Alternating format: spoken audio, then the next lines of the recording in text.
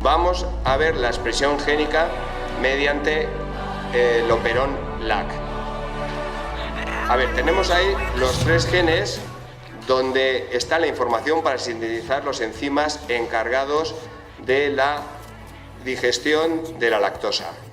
Previo a esos 3 genes hay un gen estructural o gen regulador que dará información para fabricar un represor. Y luego hay 2 lugares previos a los genes que son el promotor y el operador. Vamos a ver cómo actúan. El gen regulador, al no haber lactosa, el gen regulador hace que se sintetice un represor. El represor se une al operador y lo bloquea.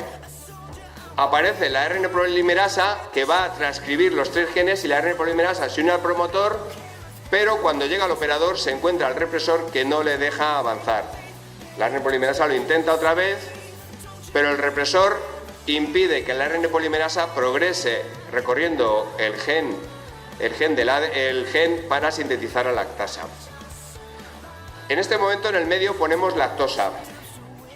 La lactosa es un inductor, se une al represor y libera al operador, con lo cual la ARN polimerasa que vuelve a intentar la transcripción, se encuentra el operador libre, continúa gen 1, gen 2, gen 3 la transcripción y tras la traducción se sintetizan los 3 enzimas necesarios para la digestión de la lactosa.